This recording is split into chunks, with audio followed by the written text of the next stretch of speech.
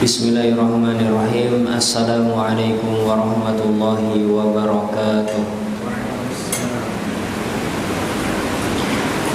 Innal hamdalillah nahmaduhu wa nasta'inuhu wa nastaghfiruh wa na'udzu billahi min shururi anfusina wa min sayyiati a'malina. May yahdihillahu fala mudhillalah wa may yudlil fala hadiyalah. Ashhadu an la ilaha illallah wahdahu la syarika lah wa ashhadu anna Muhammadan abduhu wa rasuluh la nabiyya wa la rasula ba'dah. Allahumma salli ala Muhammad wa ala alihi wa ashabihi wa man tabi'ahum bi ihsanin ila yaumil qiyamati, amma ba'd. Teman-teman yang dimuliakan Allah Subhanahu wa taala, di kesempatan sore hari ini kita bersyukur dan memuji Allah Subhanahu wa taala atas segala limpahan nikmat dan karunia yang masih Allah anugerahkan kepada kita semua. Salawat beriring salam semoga selalu tercurah dan terlimpahkan kepada uswah hasanah kita, Nabi besar Nabi Agung Muhammad sallallahu alaihi wasallam beserta keluarga, sahabat dan orang-orang yang mengikuti beliau dengan baik hingga akhir zaman nanti. Teman-teman yang dimuliakan Allah Subhanahu wa taala, di sore hari ini kita akan belajar bersama tentang bulan Rajab.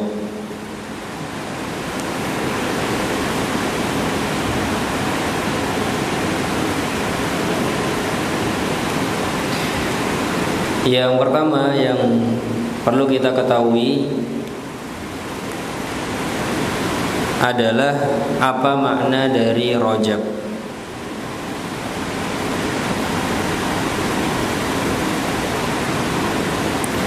Kata Rajab dari Rajaba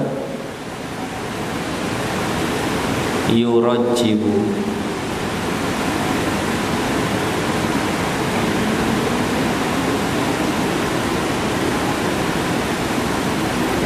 Rajaba yurajjibu tarjiban, yang artinya adalah azzama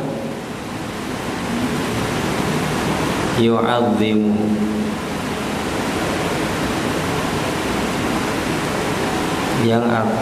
Yang masdarnya adalah ta'ziman.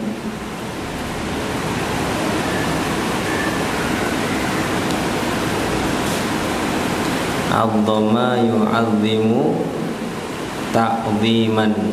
Dan kata ta'zim terkadang terkenal juga di dalam bahasa Indonesia. Sehingga kalau rajaba yurajjibu tarjiban artinya adalah azzama yu'azzimu ta'ziman, maka bulan Rajab itu artinya adalah bulan yang diagungkan.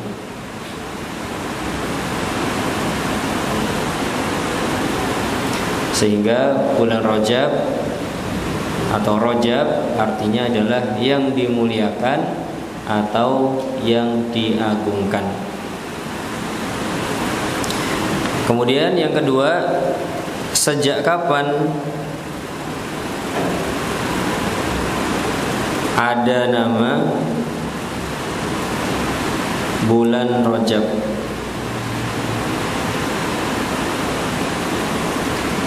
Apakah bulan Rajab itu sejak Islam datang, atau sejak Nabi berhijrah, atau misalkan setelah ada penanggalan Hijriyah di masa Umar?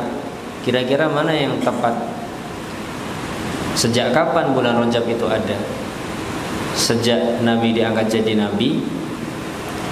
Sejak ditetapkan tanggal Hijriyah, atau kapan? Maka jawabannya, bulan Rajab ini ada sejak sebelum Islam.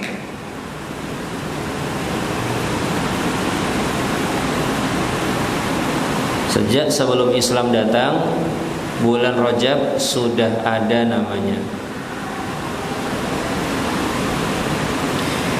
Kemudian berkaitan dengan keutamaan bulan Rajab ini, maka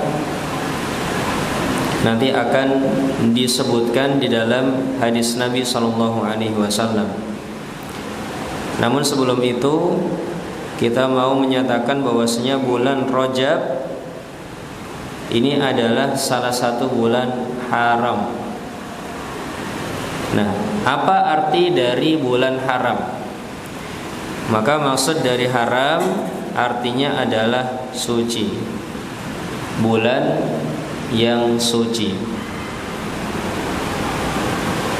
Kalau kita di Madinah dulu mau pergi ke Masjid Nabawi, maka bapak-bapak tukang angkotnya mengatakan haram, haram, haram. Maksudnya adalah ke masjid suci, bukan haram yang artinya lawan dari halal, tapi haram yang artinya suci. Ke masjid suci, masjid suci, ya, Masjid Nabawi, Masjid Nabawi, bilangnya haram, haram, haram, haram, haram. Nah, berkaitan dengan ini, Allah Subhanahu wa taala berfirman di surat At-Taubah ayat 36.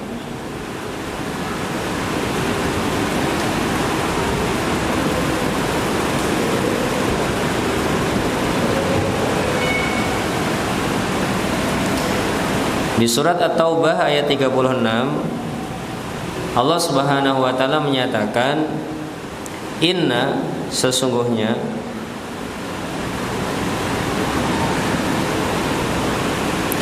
iddata, jumlah, asyhuri, bulan, indallahi, menurut Allah, isna asyara, 12, syahron, bulan. Jadi jumlah bulan menurut Allah Subhanahu wa taala adalah 12 fi kitabillah, di dalam ketetapan Allah.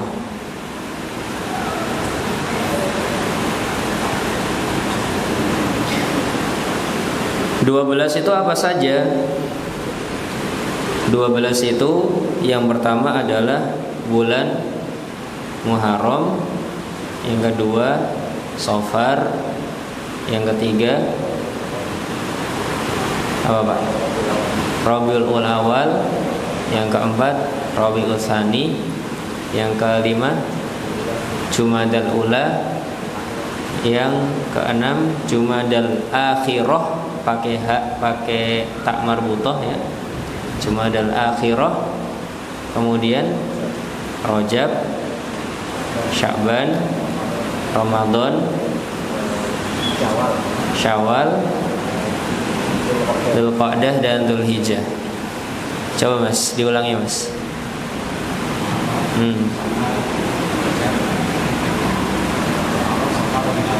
Yang semuanya murojaah ya. Siapa tahu nanti dapat pertanyaan. Ya Mas.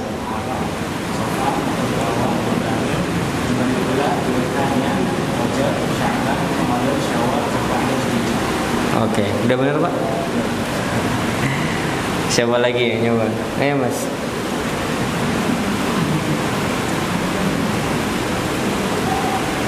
Muharram, Safar, Rabiul Awal, Rabiul Akhir, Jumadil Awal, Jumadil Akhir, Jumadil Ula namanya. Jumadil Ula sama Jumadil Tsaniyah.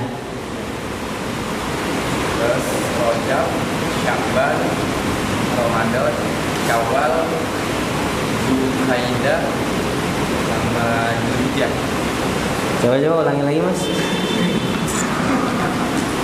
Muharram, Safar, Rabiul Awal, Rabiul Akhir, Jumadil Ula, Jumadil Akhir. Kalau akhir akhirah, dia muannas tsani. Oke. Jumadil Akhirah, Rajab, Sya'ban, Ramadan, Syawal, Dzulhijjah, Dzulhijjah. Ya, Dzulqa'dah orang Jawa ya. Kalau bahasa Arabnya Dzulqa'dah. Kadang ada yang baca juga Dzulqa'dah. Gitu ya. Tapi tidak apa-apa Mas. Udah Masya Allah bagus. Yang belum dapat pertanyaan belum tentu bisa Mas. Ya, alhamdulillah sudah ada yang menghafal. Semoga nanti yang lainnya juga bisa hafal. Masa tanggal-tanggal dalam atau bulan-bulan dalam Islam kita tidak menghafalnya. Ini harus menjadi bulan yang kita hafal. Baik. Itsna asyara syahran fi kitabillah yauma khalaqas samawati wal ard. Sejak penciptaan langit dan bumi.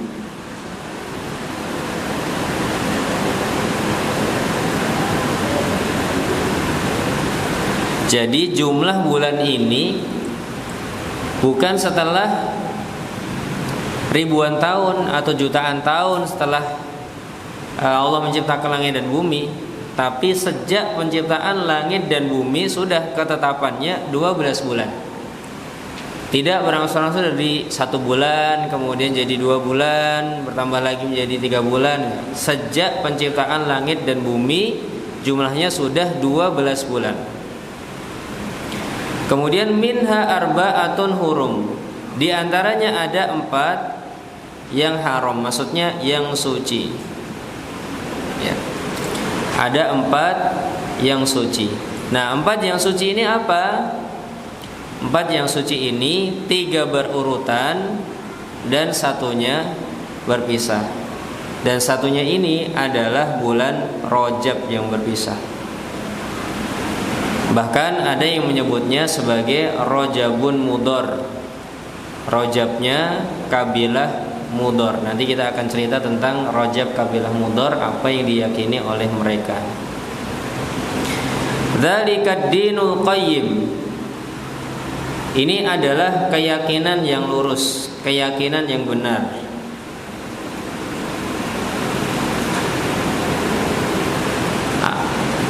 Keyakinan yang tidak benar seperti apa? Kalau Allah menyatakan ini yang benar, memang ada yang salah. Sebagian mengatakan bahwasanya ada beberapa kabilah Arab yang punya keyakinan bahwa jumlah bulan itu 10.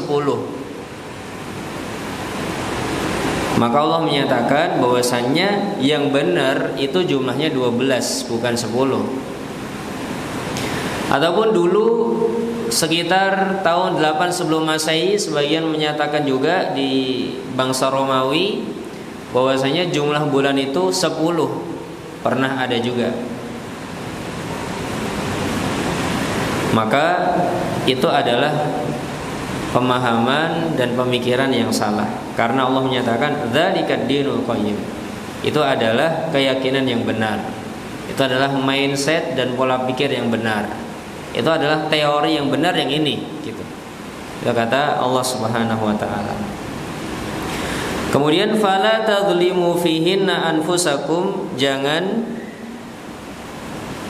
zalimi diri kalian di bulan yang 4 ini. Di bulan yang 4 ini. Berkaitan dengan fala tadzlimu fihinna anfusakum, maka ada 2 faedah. Yang pertama nanti adalah analogi. Kemudian yang kedua adalah kezaliman itu atau perbuatan dosa adalah kezaliman pada diri sendiri.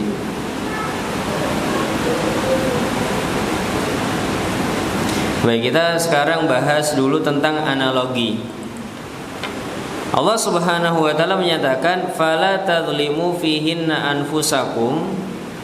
Itu bukan maknanya di 4 bulan ini jangan kalian zalimi diri kalian, sedangkan di 8 bulan sisanya silahkan kalian zalimi diri kalian. Bukan itu maksudnya.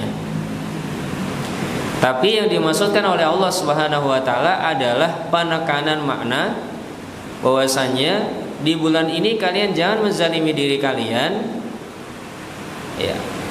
Dan di bulan lain kalian juga jangan zalimi diri kalian. Tapi di 4 bulan ini lebih ditekankan. Nah, analoginya seperti apa? Analoginya seperti ini. Misalkan ada seorang guru ngajar di sebuah kelas. Kemudian guru tersebut mengatakan, anak-anak, besok di jam pertama, masuk jam berapa mas? Masuk kuliah? Jam 7 atau jam 8? Jam 7. Besok jam 7 kita akan dikunjungi oleh rektor dari kampus. Maka jangan sampai ada yang datang terlambat. Pertanyaannya mas, guru menyatakan besok jangan sampai datang terlambat. Hari-hari selain itu boleh nggak terlambat? Boleh nggak mas? Jawabannya tidak boleh. Terus kenapa guru itu menyatakan besok nggak boleh terlambat ketika ada rektor berkunjung ke kelas itu?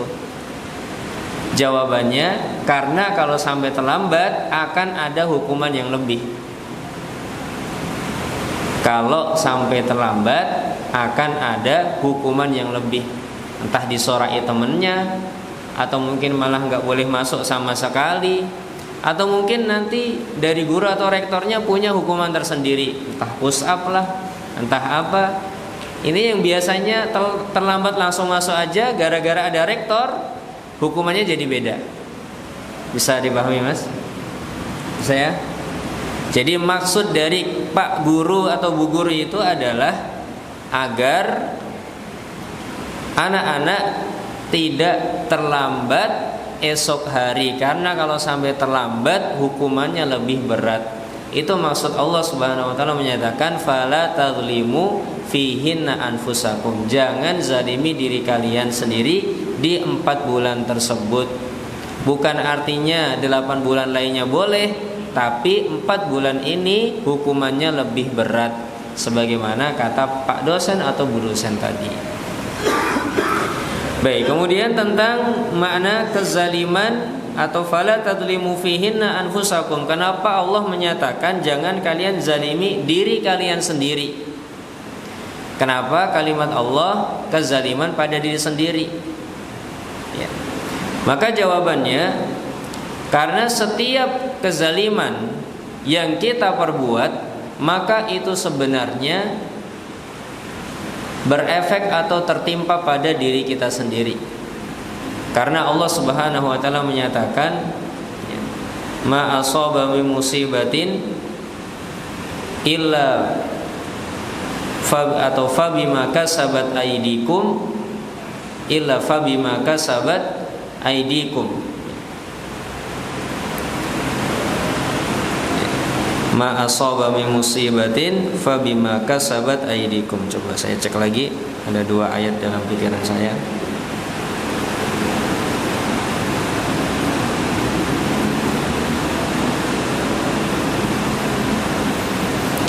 Ya, Allah Subhanahu wa taala menyatakan wa ma asabakum min musibatin fabima kasabat aydikum.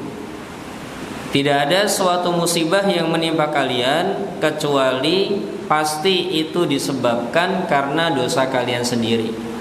Jadi kalau kita tertimpa kesusahan, kita tertimpa musibah, maka itu akibat dosa kita. Entah dosa apapun, dosa berlebih-lebihan, ataupun dosa karena kita bercanda, atau dosa-dosa lainnya.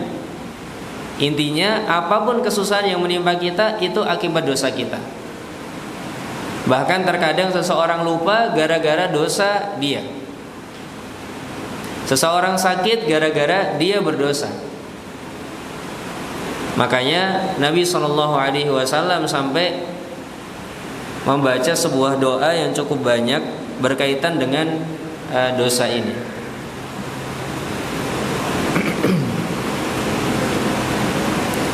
Misalkan doa Nabi untuk memohon ampunan, di antaranya adalah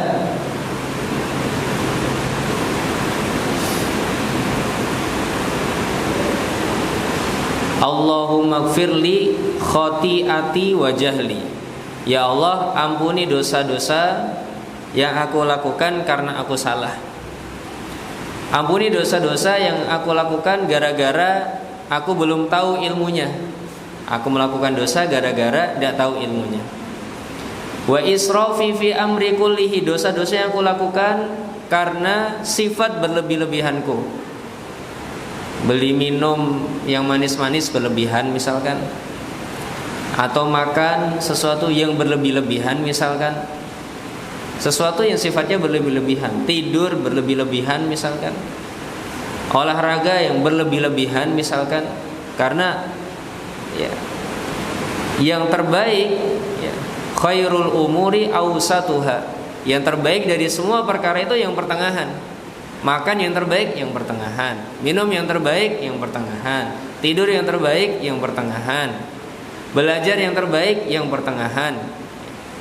Karena ada sebagian teman cerita, saya punya teman Ustadz, bagi dia buku itu adalah seperti santapan lezat baginya, sehingga sampai malam-malam baca buku nikmat. Tapi dia ditemani dengan kopi, kadang juga makanan-makanan tidak sehat. Akhirnya sekarang sudah meninggal dunia gara-gara ginjalnya tidak kuat. Sesuatu yang sifatnya berlebihan ini bisa mengakibatkan sebuah dosa. Wa israfi fi amri kulli wa ma anta a'lamu bihi minni, dan yang kau lebih tahu daripada aku ya Allah. Jadi sifat-sifat yang berlebih-lebihan itu dosa. Contoh yang lainnya, Nabi mengatakan Allahumma gfirli khotoyaya wa amdi, ya Allah ampuni dosa-dosaku, kemudian dosa yang aku lakukan karena sengaja, wa jahli, dosa yang aku lakukan karena aku masih bodoh, wa hazli, dosa yang aku lakukan karena aku bercanda, wa kullu dzalika indi, semua itu pernah aku lakukan ya Allah, ampuni semuanya ya Allah. Jadi ini doa-doa yang dipanjatkan oleh Nabi SAW ketika seseorang merasa berdosa. Doa yang lainnya misalkan Allahumma gfir lima qaddamtu wa ma akhartu, ya Allah ampuni aku atas dosa-dosa yang telah berlalu maupun yang akan datang. Wa ma asrartu wa ma a'lantu, dosa-dosa yang aku lakukan karena sembunyi-sembunyi atau dosa-dosa yang aku lakukan saat sembunyi-sembunyi, saat sendirian maupun saat aku bersama banyak orang.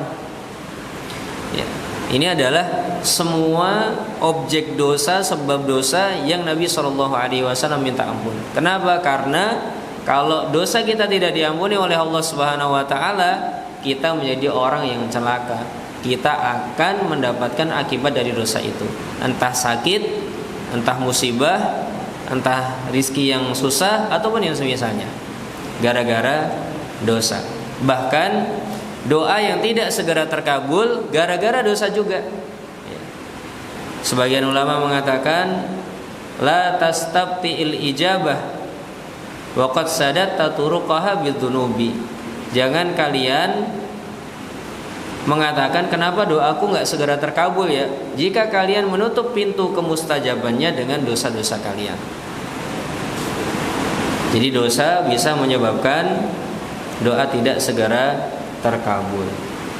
Ini maksud Allah Subhanahu wa taala menyatakan dalam firman-Nya fala tadzlimu fihinna anfusakum, kalian jangan zalimi diri kalian sendiri ya.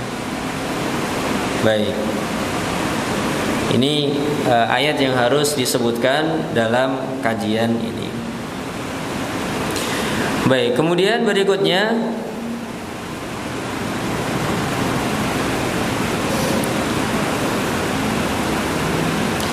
berkaitan dengan penetapan bahwa bulan yang haram itu ada 4, maka itu ada di sebuah hadis riwayat Imam Al-Bukhari.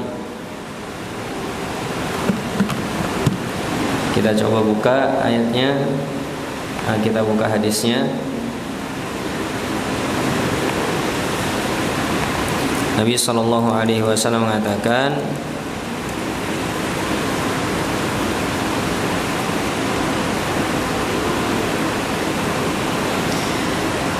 inna zamana qad istadara kahayatihi yauma khalaqallahu samawati wal ard. Sesungguhnya waktu itu sudah berputar sebagaimana saat Allah Subhanahu wa taala menciptakan langit dan bumi. Jadi sejak awal, bagi siapa yang meyakini bumi itu adalah bulat dan nanti akan berotasi, kemudian akan berevolusi ataupun yang semisalnya, maka seperti itu sejak penciptaan langit dan bumi. As-sanatu 12 syahron. 1 tahun itu adalah 12 bulan. Minha arba'atun hurum, diantaranya ada 4 yang suci. Salatun mutawaliyatun, ya. Ada 3 yang berurutan, yaitu Dzulqa'dah, Dzulhijjah dan Muharram. Ya, Dzulqa'dah, Dzulhijjah dan Muharram. Yang menjadi ingatan kita adalah Dzulhijjahnya, yaitu bulan hajinya. Bulan haji ini adalah bulan yang haram, bulan yang suci. Tidak boleh seseorang menimbulkan rasa takut di sana, karena akan ada pelaksanaan ibadah haji, dan ibadah haji itu sudah ada sejak sebelum Islam datang. Ibadah haji sudah ada sejak Islam datang. Dan dulu Nabi SAW juga haji bersama orang-orang kafir Quraisy. Hanya saja orang-orang kafir Quraisy kalau wukuf itu tidak mau wukuf di Arafah, tapi wukufnya di Musdalifah. Karena urutannya kayak gini.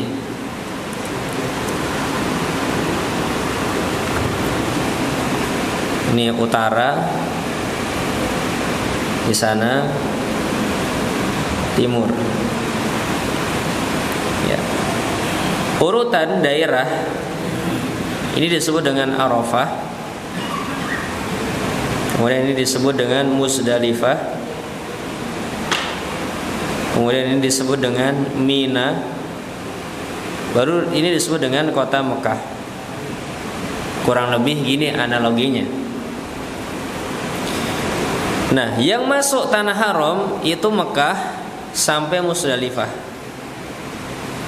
Arafah bukan tanah haram, bukan tanah haram. Nah, orang-orang kafir Quraisy sebelum Islam datang, maka mereka wukufnya di Musdalifah, tanah haram yang paling jauh. Dan mereka tidak mau keluar dari tanah haram. Namun Nabi SAW ketika itu wukufnya tetap di Arafah, tidak sebagaimana orang-orang kafir Quraisy. Jadi Nabi SAW sejak amalannya seperti itu pun sudah menggabungkan dengan syariat Islam. Makanya Nabi SAW ketika sudah memimpin ibadah haji, beliau mengatakan al-hajju Arafah. Haji itu yang terpenting adalah ke Arafahnya. Kenapa? Karena orang-orang kafir Quraisy dulu kalau haji cuma sampai di Musdalifah, tidak mau sampai keluar Arafah. Maka beliau mengatakan haji itu yang penting Arafah gitu. Ayo pada keluar ke Arafah. Dan karena seringkali ibadah haji atau ibadah umrah itu harus menggabungkan 2 daerah. Namanya daerah haram, daerah suci,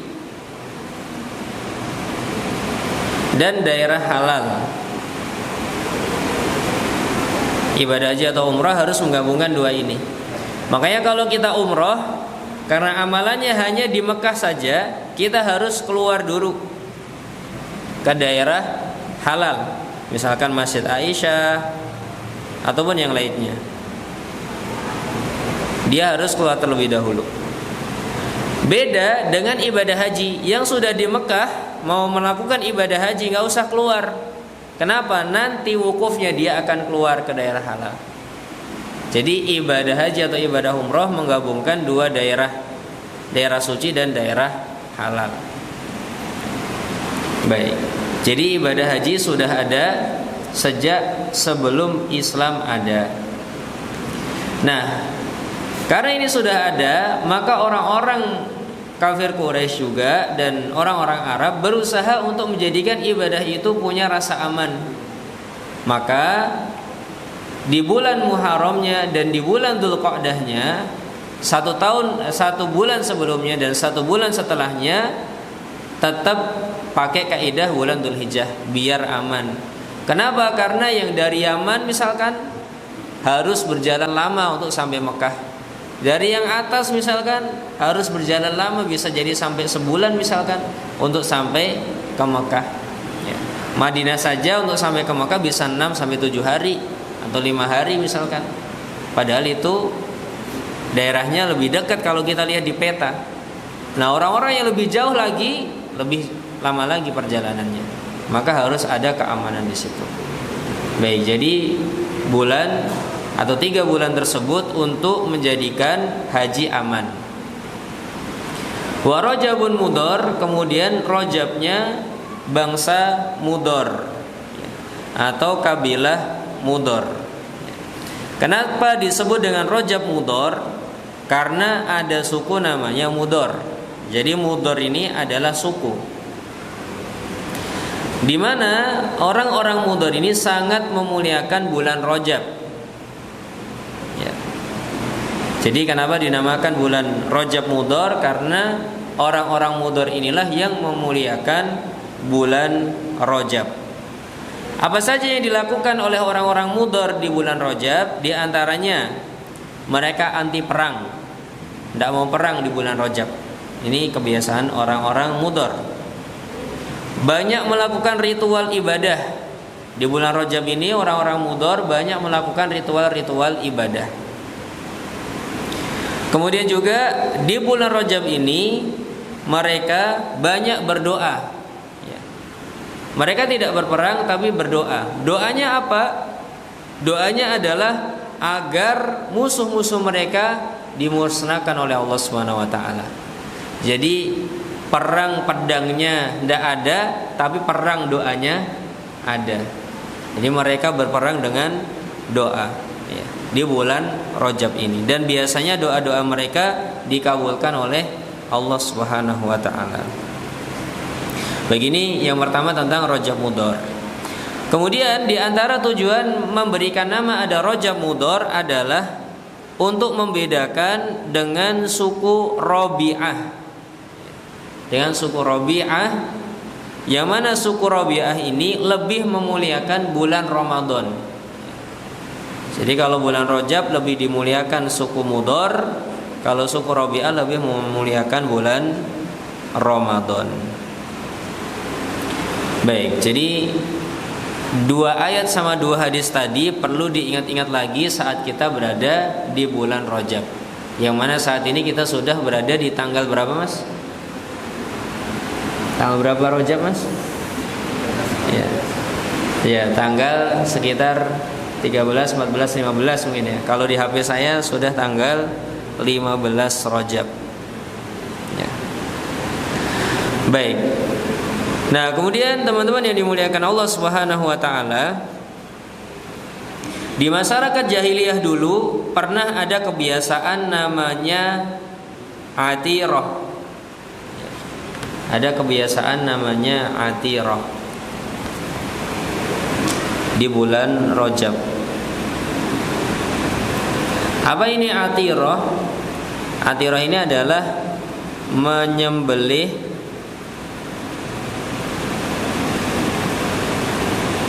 korban untuk berhala. Ya. Jadi ada kebiasaan namanya atirah, menyembelih korban untuk berhala. Dan biasanya sebelum menyembelih mereka berpuasa terlebih dahulu. Berpuasa terlebih dahulu, baru nanti ditutup dengan menyembelih korban untuk berhala. Namanya atirah. Dan dinamakan juga namanya Rajabiyah. Ini orang Arab dulu. Rajabiyah. Namanya Rajeban kalau bahasa kita. Rajeban. Baik, di dalam sebuah hadis riwayat Imam Abu Dawud, kita buka aja hadisnya.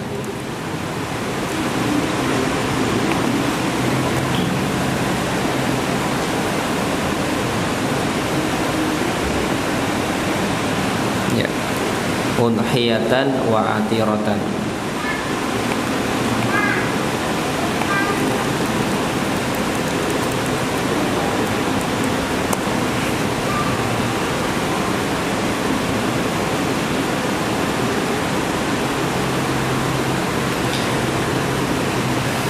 sebuah hadis yang disebut dengan hadis hasan oleh Syekh Al-Albani rahimahullahu taala, disebutkan Nabi SAW pernah wukuf di Arafah. Kemudian beliau mengatakan, ya ayuhan nas, wahai sekalian manusia, inna ala kulli ahli baitin fi kulli amin udhiyatan wa atiratan. Diwajibkan atau hendaknya setiap keluarga di setiap tahunnya mereka ada sembelihan korban dan ada atirah di bulan Rajab. Sembelihan hewan di bulan Dzul Hijjah dan sembelihan di bulan Rajab. Atirah. Atadruna mal atirah? Apakah kalian mengetahui apa itu atirah? Maka dikatakan hiyallati yusammihan nas ar-rajabiyah. Itulah yang dinamakan manusia dengan Rajaban ar-rajabiyah. Nah, hanya saja perintah dari Nabi SAW ini akhirnya dimansuh atau dihapus. Makanya kita tidak ada mengenal Rajaban dengan nyembelih binatang sekarang. Kenapa? Karena sudah dimansuh dengan hadis riwayat Imam Al-Bukhari, di mana Nabi SAW bersabda, wala atirata.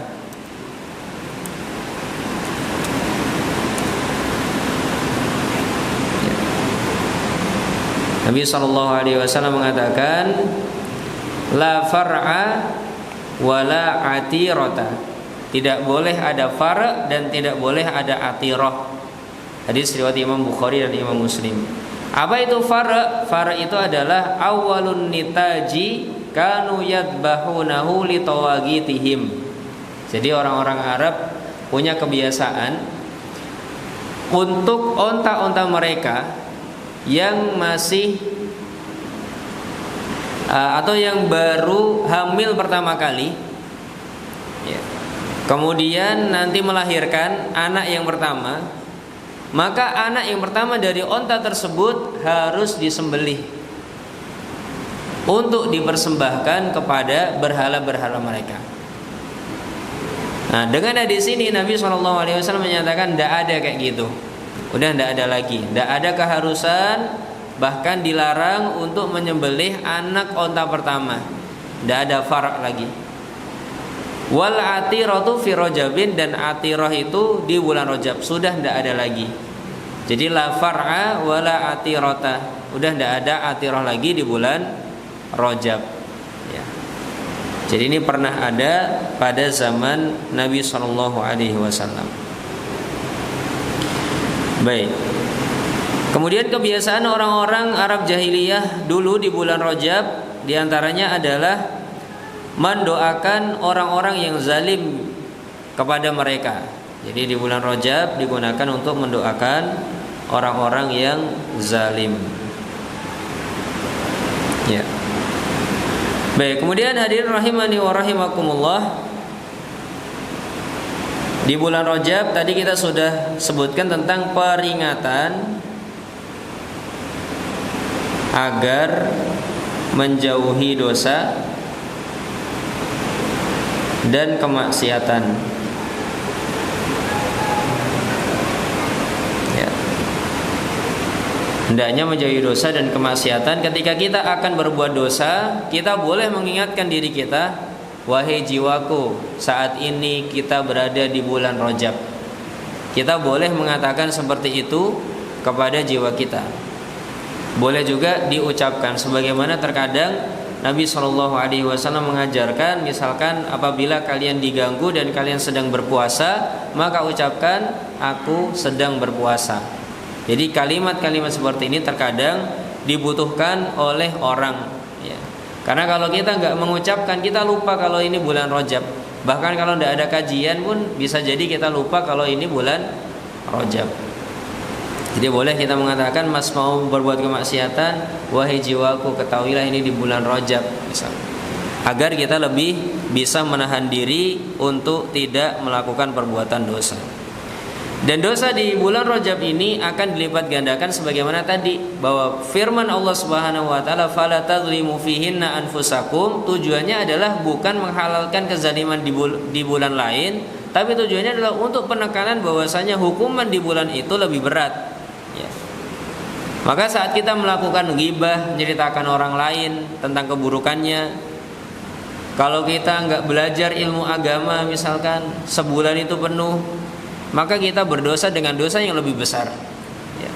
Kita misalkan naudzubillahi min dzalik durhaka sama orang tua, dosanya lebih besar di bulan ini. Misalkan seorang istri melawan kepada suaminya di bulan ini, dosanya lebih besar daripada di bulan-bulan lainnya. Seorang suami menzalimi istrinya, dosanya lebih besar daripada di bulan-bulan lainnya. Ya. Jadi ini harus menjadi pengingat kita, wahai jiwaku, kita sedang berada di bulan Rajab, gitu ya. Baik. Ini berkaitan tentang agar kita menjauhi perbuatan-perbuatan dosa di bulan Rajab. Ya. Adapun amalan-amalan di bulan Rajab, ya, amalan-amalannya, maka kita boleh beramal apa saja, yang penting tidak melebihi amalan di bulan Ramadan dan tidak ada keyakinan-keyakinan dalam amalan-amalan tersebut. Ya. Jadi boleh beramal apapun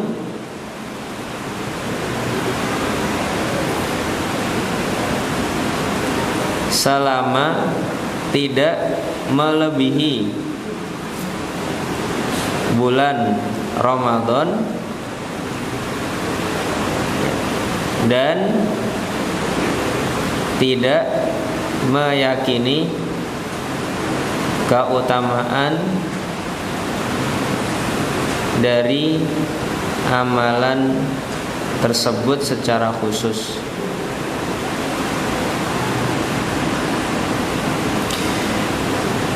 Baik, di antaranya pernyataan Ibnu Hajar Al-Asqalani, kenapa kok kita tidak boleh meyakini amalan tertentu punya keutamaan di bulan Rajab. Maka Ibnu Hajar Al-Asqalani menyatakan dalam kitab Tanbihul Ajab fi ma warada fi syahri Rajab. Beliau mengatakan lam yarid fi fadli syahri Rajab, tidak ada hadis yang sahih menyebutkan tentang keutamaan bulan Rajab. Wala fi siyami syai'in muayyanin minhu, begitu juga tidak ada keutamaan berpuasa di hari tertentu. Wala fi qiyami lailatin makhsusatin fihi, begitu juga salat malam di bulan Rajab di hari tertentu. Tidak ada hadisun sahihun yasruhu lil hujjati, tidak ada hadis yang sahih yang bisa digunakan untuk berdalil. Jadi boleh melakukan amalan apa saja, yang penting tidak meyakini yang tidak-tidak tanpa hadis yang sahih. Kalau hadisnya cuma disebutkan Nabi SAW bersabda begini dan begini, tapi tidak ada riwayatnya dari kitab apa, ya, maka lebih baik tidak dipercaya. Karena dalam ilmu hadis kita dapat hadis, yang pertama kali harus kita lakukan adalah tidak percaya kalau itu dari Nabi. Kalau ada orang mengatakan Nabi SAW bersabda begini dan begini, maka yang pertama kita tanyakan adalah, aku belum percaya sampai kamu menyebutkan referensinya, gitu. Itu adalah jalan yang tepat sebagaimana firman Allah Subhanahu wa taala, ya ayyuhalladzina amanu in ja'akum fasiqun binaba'in fatabayyanu, wahai orang-orang yang beriman, apabila datang orang fasik mendatangkan sebuah kabar, maka coba diselidiki terlebih dahulu. Jadi konsepnya adalah tidak percaya terlebih dahulu sampai ada referensinya. Baik. Kemudian adapun kalau memperbanyak puasa boleh-boleh saja, yang penting tidak seperti bulan Ramadan. Kalau sampai puasa banyak seperti bulan Ramadan, maka ada riwayat dari Umar, ya, pernah menyiapkan nampan berisi makanan, kemudian orang-orang yang puasa terus-terusan di bulan Rajab diletakkan tangannya di situ, ayo kamu harus makan, tidak boleh puasa hari ini. Sampai seperti itu perlakuan dari Umar bin Khattab radhiyallahu anhu. Baik, jadi boleh beramal apa saja yang baik-baik selama tidak meyakini yang tidak-tidak tanpa hadis yang sahih.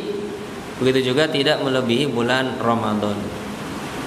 Adapun tentang disunahkannya berpuasa misalkan di bulan ini, ya, maka ada sebuah riwayat, saya selesaikan aja, tinggal sedikit. Al-Majmu' Syarh Al-Muhadzab. Imam Nawawi mengatakan, wa min as-saumi al-mustahabbi. Ini pernyataan Imam An-Nawawi di dalam kitab Al-Majmu' Syarh Muhadzab. Qala ashabuna, ya, ulama-ulama kami mengatakan, wa minas shaumil mustahabbi, di antara puasa yang disunahkan adalah saumu al-ashhur al-hurum, berpuasa di bulan-bulan haram.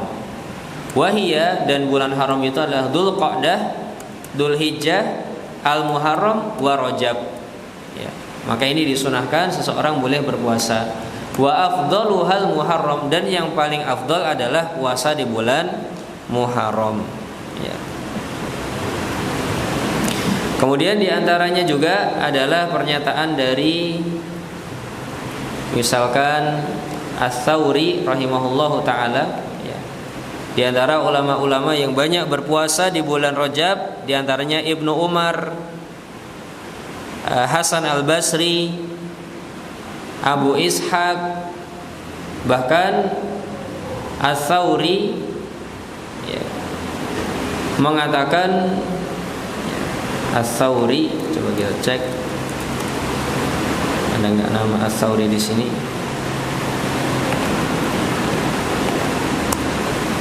Nah, Imam Ats-Tsauri mengatakan,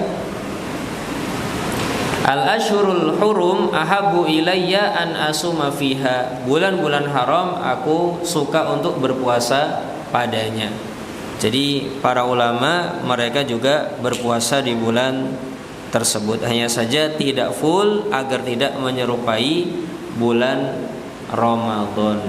Ya. Jadi bulan Rajab adalah bulan yang sangat mulia. Hendaknya kita berhati-hati di bulan ini. Kemudian hendaknya kita mempersiapkan ibadah-ibadah yang bisa kita gunakan untuk bulan Ramadan, karena sebagian ulama yang lainnya mengatakan bulan Rajab itu nanti bulan tanam, kemudian bulan Sya'ban itu bulan penyiraman, kemudian bulan Ramadan itu bulan panen. Ya. Ibarat orang yang mau berlatih untuk lari sprint, ya. Latihannya butuh beberapa waktu. Kalau tahu-tahu langsung masuk ke arena perlombaan, nafasnya nggak kuat, ya. Maka dia harus berlatih terlebih dahulu biar kuat. Maka mulailah berlatih di bulan Rajab ini, dari baca Quran berlatih, mungkin dari 1 lembar, kedua lembar, dan seterusnya. Mungkin amalan-amalannya perlu dilatih sedikit demi sedikit dan seterusnya. Jadi bulan Rajab bulan latihan, bulan Sya'ban bulan penyiraman, kita semangat lebih lagi. Bulan Ramadan biar kita tidak kehabisan nafas, ya. Biar kita nafasnya semakin panjang di bulan Ramadan. Wallahu ta'ala a'lam bishawab. Semoga kita dimudahkan oleh Allah Subhanahu wa taala untuk bertemu dengan bulan Ramadan. Habis adzan ada pertanyaan enggak Mas nanti? Ada pertanyaan nanti. Pertanyaan contohnya. Ya, baik, kita adzan terlebih dahulu, Mas.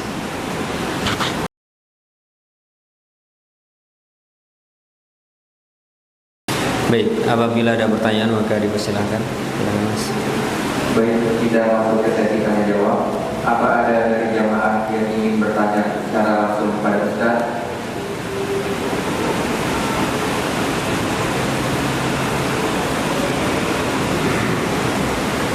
Baik Ustaz, ada 2 pertanyaan yang masuk secara online.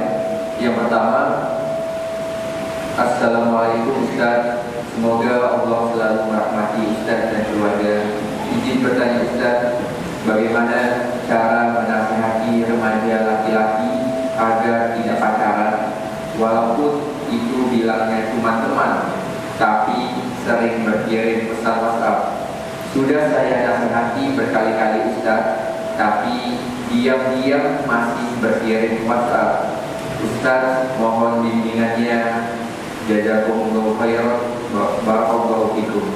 Ya wa fikum barakallah. Baik Bapak Ibu yang dimuliakan Allah Subhanahu wa taala, bagi teman-teman ataupun bapak-bapak atau ibu-ibu yang belum memiliki anak dengan kasus yang serupa, maka berdoalah, alhamdulillahilladzi afana mimma ibtalahum bihi wa faddalana ala katsirin mimman khalaqa tafdila.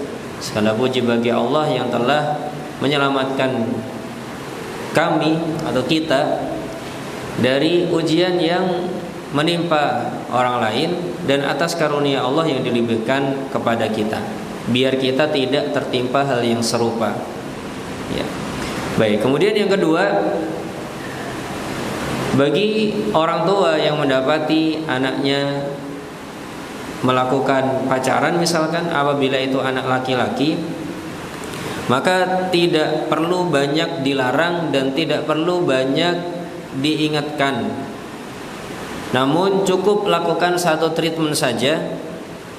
Kalau bapaknya atau ibunya bisa memeluk anak tersebut, coba peluk anak itu, kemudian sambil didoakan, ya Allah ampuni dosa anakku, ya Allah sucikanlah hati anakku, ya Allah jagalah kemaluannya anakku. Sudah 3 itu saja yang dilakukan dengan suara yang didengar oleh anaknya dan dengan bahasa Indonesia seperti ini tadi. Karena inilah yang dilakukan oleh Nabi SAW ketika ada seorang pemuda yang minta izin kepada Nabi SAW ingin berzina. Maka Nabi SAW berusaha ngobrol, ya, deep talk dengan anak tersebut dengan mengatakan, wahai anakku, apabila yang akan kamu jadikan objek perzinaan itu, misalkan itu adalah ibumu misalkan, gimana perasaanmu? Maka anak tersebut mengatakan, aku gak akan rela. Dan saya yakin semua orang yang hadir gak akan rela. Bagaimana kalau itu adalah saudari perempuanmu? Mungkin ini juga bisa diobrolkan. Mas, kamu punya adik perempuan, gimana rasanya kalau adik perempuanmu itu dipacari sama seseorang misalkan? Biar dia berpikir. Mas, misalkan kamu besok sudah punya istri, kemudian punya anak perempuan. Misalkan anak perempuanmu dipacari sama seseorang sebagaimana dirimu saat ini, gimana perasaanmu? Diajak ngobrol seperti itu. Itu kalau kita yakin kira-kira jawabannya nggak rela. Tapi kalau kita nggak yakin jawabannya, ya nggak masalah bu, nanti saya punya anak seperti itu, nggak ada masalah, ya nggak usah tanya berarti. Ya. Cukup dengan amalan tadi, sebagaimana yang Nabi lakukan di pemuda ini. Ditanya tentang gimana kalau itu ibunya, gimana kalau itu anak perempuannya, gimana kalau itu adalah saudari perempuannya, gimana kalau itu bibi dari jalur ayah, gimana kalau itu bibi dari jalur ibu. 5 perempuan di sekitar seorang laki-laki disebutkan semuanya. Dia jawabannya aku nggak rela, aku nggak rela, aku nggak rela semuanya, dan bersumpah atas nama Allah Subhanahu Wa Taala. Namun akhirnya Nabi tidak mengatakan kalau begitu jangan berzina, kalau begitu awas ya kalau kamu berzina nanti aku rajam. Tidak kayak gitu kalimatnya Nabi. Nabi hanya mengatakan ya Allah, sambil dielus dadanya gini, ya Allah ampunilah dosanya, ya Allah sucikanlah hatinya, ya Allah jagalah kemaluannya. Ya. Allahumma gfir dambahu wa tahhir qalbahu wa hasin farjahu. Namun saya ketika ngasih amalan ini kepada bapak-bapak ibu-ibu yang punya anak seperti ini, tidak menganjurkan untuk pakai bahasa Arab, karena kita ingin menyentuh hati anak itu dengan artinya, ya, bukan dengan teks Arabiknya. Karena kalau teks Arabiknya anaknya nggak tersentuh, nih bapak ibuku ngomong apa, berdoa apa nggak tahu. Tapi kalau pakai bahasa Indonesia dia ngerti. Oh, bapakku sedang mendoakanku agar aku diampuni dosanya, disucikan hatinya, dijaga kemaluannya. Ya. Semoga saja dengan cara seperti itu Allah Subhanahu Wa Taala memberikan hidayah kepada semuanya. Ya, yang bisa membolak-balikkan hati hanyalah Allah Subhanahu Wa Taala. Kalau kita menasihatinya secara langsung dengan kalimat lugas, seringkali dia akan menolak, apalagi dia sedang di masa muda. Ya, jadi Allah Ta'ala alam bisawab, jalan yang terbaik kalau dia anak laki-laki adalah begini, kalau anak perempuan maka itu beda lagi jawabannya. Allah Ta'ala alam bisawab. Baik, pertanyaan kedua Ustaz. Mohon maaf Ustaz, ini pertanyaan Ustaz. Apa tadi sedikit tertinggal penjelasannya? Mohon penjelasannya tentang dosa yang menunda terkabulnya doa. Itu sebenarnya hadis atau perkataan ulama ya Ustaz? Jazakumullah khairan. Baik, berkaitan dengan pernyataan la tastabti'annal ijabah idza da'auta wa qad sadatta turuqaha bidzunubi. Ini adalah hadis riwayat Imam Al-Baihaqi. Coba saya cek dulu. Saya dapat kalimat tersebut dari Syekh Abdul Razak bin Abdul Muhsin Al-Badar di dalam kitab beliau doa yang tidak tertolak. Mengambilnya dari riwayat Al-Baihaqi di Syu'abul Iman. Ya. Baik, di riwayat Imam Al-Baihaqi bahwasanya kalimat tersebut bukan dari Nabi SAW, tapi dari seorang tokoh namanya Abu Zakaria Yahya bin Mu'ad Ar-Razi.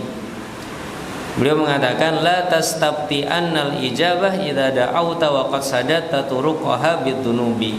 Jangan pernah mengatakan kenapa doaku belum juga terkabul apabila kamu menutupi jalannya dengan dosa-dosa. Dan kalau dari hadis Nabi SAW,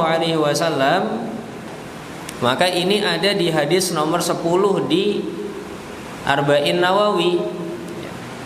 Nabi SAW dzakarar rajula, menyebutkan seorang laki-laki yutilus safar, melakukan perjalanan yang panjang, asy'atha akbar, rambutnya acak-acakan dan berdebu, asy'atha akbar, yamudu yadayhi ilas samai, mengangkat tangannya ke langit, mengatakan ya Rabbi wahai penciptaku, wahai penciptaku.